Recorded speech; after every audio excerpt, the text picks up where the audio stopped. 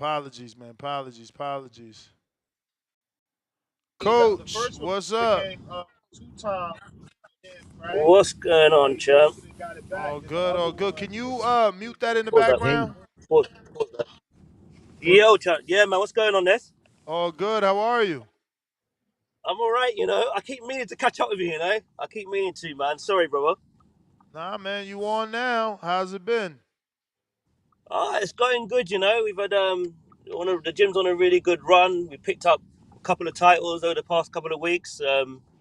We've had one guy on Matchroom, one guy on Skybot on Boxer. So yeah, it's been really very good start to the year. Can't be any better, to be honest with you. Come on, coach. You can't say one guy. You got to let the audience know who these guys are. Who's on We're gonna Boxer? run Who's through them on right now. Matchroom? Yeah, Matchroom was Jesse Brandon. Yeah, he's like 4-1. I'm gonna try and get him onto you at some point. He's 4-0. He's looked after by Anthony Joshua, so he's doing good. Matchroom are looking at him. He should be out again next month. I had Alfie Clegg, my flyweight. He won the IBO Youth World Title last year. He was on Boxer last month. Did really good tickets, so they're looking at him. My lightweight Ahmed Hatem, he won a Southern Area belt a couple of weeks ago, and then Youssef Kamari won the English lightweight title last week. So yeah, honestly, it's big. Like really, really good start to the year. So yeah, it's going good, going good. Nice, man. Nice. So, which one of these guys got fights coming up? Yeah, I think everyone's going to look at it. They've all just boxed recently, so I think we're looking at May, June.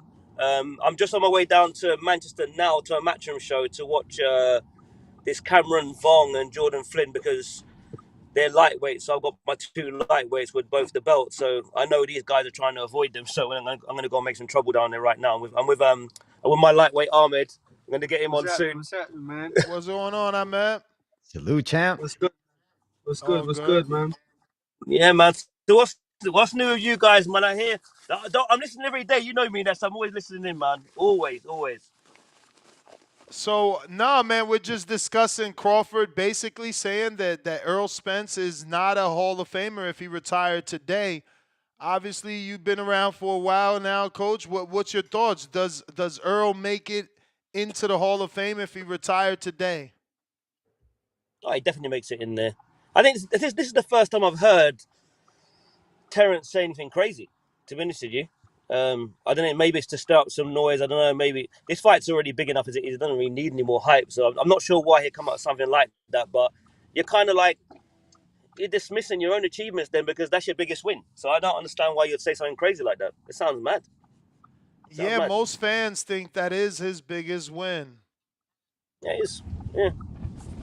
I think I think the point he's trying to make is that obviously because he's a multi-weight world champion, some of these guys haven't moved up like he has. But you can't. Marvin Hagler stayed at the same weight and had God knows how many defenses. It's just like some guys just stay where they are. Triple G, another one didn't seem to want to move up too tough. So, but it doesn't mean that your accomplishment's not great. Like you got to give Errol his credit. And this, I always warn my guys in my gym about this. You see one loss, and look, everyone's being disrespectful, just like with Devin. Devin's achieved more than all these young guys, these young cats coming up, and now because you had that performance where the guy is cheating, now you want to be dismissive. Like it's just boxing's crazy. Yeah, man. I I mean, agree. Crawford said that as well in his interview, man. The fan, McKellar Mayer as well. The fans are unforgiving in this sport. Yeah, it's true. It's true. I'm looking forward to that fight tomorrow. That McKellar Mayer, Mayor and Sandy Sandy Ryan. Bryan, man. Oh my God, that first one, oi, that Heck was nice. yes. Yeah, I I like. think that McKellar has more tools in the basket, man.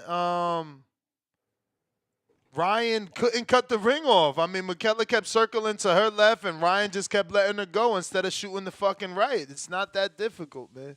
I know it's easier said than done, but geez, Louise. Yeah, I think yeah, but I think Michaela's been up at a slightly higher level, so this was good for Sandy. She needed this kind of she needed this kind of test. So yeah, I think this is going to be a good fight. I mean, Sandy came out to Portugal a few years ago when I was out there. and I moved around with her. You know, she was one of the rare females I've seen actually really focus on the body. So it's good to see the progression from her. You know, I'm looking forward to a good fight. I can't call this one, to be honest with you. Yeah, the first one was really, really tight, man. Really tight. Really? You thought it was that tight? Yeah, I had Michaela winning, but you know, you had to give Sandy some credit for some of the work she was doing. No, She for was sure. She working landed the some levels. big right hands. I think you could Yeah. give her credit for the bigger shots. I just feel that Michaela outworked her. Like Michaela is like the definition of a combination punches. Like she's throwing three is the minimum. Like she's throwing three punches, 4, 5, and 6s. Yeah. She doesn't play. If she does 1, 2, Yeah. she's doing 6, 7 to the body. Like I rewatched that fight the other day, and Yeah, it's I true. was more impressed rewatching than I did the first time. It's crazy. She had a lot of little subtleties, man. That shovel uppercut that she would hit Ryan with on the inside. She works better on the inside. Ryan doesn't. Maybe she changes things again. Karoma, he wasn't there. He was, forced to sit somewhere else. Couldn't give any instruction, maybe, but I don't know. Yeah, I had it 6-4. How did you have it then? I had it 6-4 to Michaela Mayer. Oh man, I would have to find that scorecard, but I think 6-4 might be, fair. I didn't have Sandy getting blown out. I just had her being, outworked most of the majority of the rounds. She was the Yeah, I bigger think puncher, Michaela was using though. the ring back, man. I'm not mad at anybody that thought she deserved the win because she landed the bigger shots. I've just never been a guy that's going to give you a round because you landed one big shot. Yeah, I hear you. Yeah, of course. Yeah, you got to judge the whole round, really. But yeah, just back at they both really did good work, man. I mean, I'm really looking forward to that, man. And there's a lot of big things happening, man. Even with Baumgartner getting signed as well. Yeah, man, she got signed an MVP. Yeah, listen, that for her, like globally, marketing wise, like that's a big deal did for you her. see their did you see their recent post? They said any females that want to sign, DM them, and you gotta DM them, bro. For what's your girl's name? Sadem? Oh, so yeah, so that's she's not with me anymore, but she's still signed. She's still signed to Dillian. So yeah, like that's a good move for her, definitely for Sadem, man. Why is she not with you no more? Oh, because she was with Dillian, so you guys parted ways. Yeah, That we kind of sucks. remember I've been with Youssef like from the very beginning, so it's kind of split, but yeah, everyone's still called it. You when you're out here, like everybody's at all the same show, so how it go, man. But I got 9 pros in my gym, and even if I wanted to, I couldn't take on one more. Okay. I got too much, man. I got too many. What's your thoughts on Wilder coming back, man? Officially announced the comeback fight. It's going to be live on Black Prime June, I want to say 21st in Wichita, Kansas. I think he's taking my advice. Not that I personally spoke to him, but I've been pitching that Bum of the Month club. And no disrespect to Terrell Henderson or Herndon. But yeah, he's not the names that Wilder's been accustomed to, and I just think that's what he needs. He needs those 10 fights to work on everything that Malik has taught him. You can't just learn new things and try that on the elites. I think anybody who expects Wilder to jump in with a A, B, or C level fighter is criminal. The guy needs to rebuild. He needs to I wouldn't mind him having 3 gimmies before you even think about stepping him up. I mean, it's obvious he's declined. Like, why would you want to go and see him get stopped again? Like, let him rebuild properly. Let him build his confidence. Like a couple of good knockouts, and someone quite durable take him, quite a few rounds as well, so you don't come up short. You know what I mean? You don't want to go into a fight knocking guys out 1 or 2 rounds, and then you get a long fight and you got problems. Let the guy rebuild, man. He could still do something. I mean, like these heavyweights now, they win a fight, they lose a fight. Like the heavyweight division is like that one is forgiven because you could lose, and next minute you're right back in the mix again. I mean, look at Joe Joyce. I mean, he's got 2 good wins. He's got Dubois, and he beat who's the other one he beat? And he beat Parker. Now it looks like Parker and Dubois now have moved in front of him now. The heavyweight boxing it's fun right now. It's fun, man. It is. Staying in the heavyweight division, the last time I interviewed you, remember we talked, in lengths about Fabio and Jarrett. Now Jarrett lost, Yeah. and we didn't get that Fabio Wardley Jarrett fight. And I don't think they've announced the Wardley fight. I hear there's something coming, but I didn't see any official announcement. What do you think they're gonna give Wardley? I don't think there's anything else for Wardley to do but get a title shot. Really, to me, I mean, once you kind of once you've got a British No, title and no shots available though. I mean, Usyk has yeah, that's what everything, and then Dubois won. I mean. It's hard because I've got there's Jamie TKV is fighting Adelaide. I was helping out in the corner for Jamie's last fight. He's a good heavyweight. He's got a good work rate. But you see, Fabio is obviously just in front of those guys. But then, like you say, all the title shots are tied up. So you know what, like a Hergovic or a Hergovich is Jojo. fighting Joyce. Yeah, I heard about that one. That's a good fight. I slightly favour Hergovic in that one. But you know, Jazora's resurrected his career again for the 100th time, so he's up And there. somehow he's the mandatory for the IBF. This boxing thing is crazy. This heavyweight boxing thing, seriously, Yeah. it's like you're not out of the mix. You know, when you just get one good win back in there, and then boom, you're there. So I don't know with Fabio. You know, I would have liked to before all this madness. I would have liked to see Fabio v Dubois. You know, when Dubois, this was right after Dubois beat Joshua. That's when I would have liked to see it because I can't really see where else you can take Fabio. He's kind of gone international a couple of times. He's kind of beaten the guys in the domestic level. So it's like, what do you do with him now?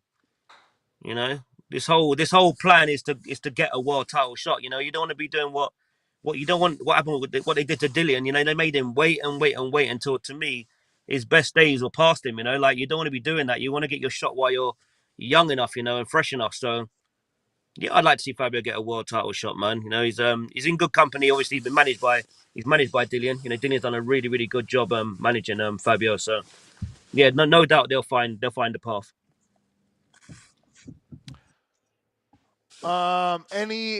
Obviously Crawford Canelo, man. What's your thoughts? It's looking like Crawford's not gonna take any in between fights after Madrimov. Mm. He's going straight up there.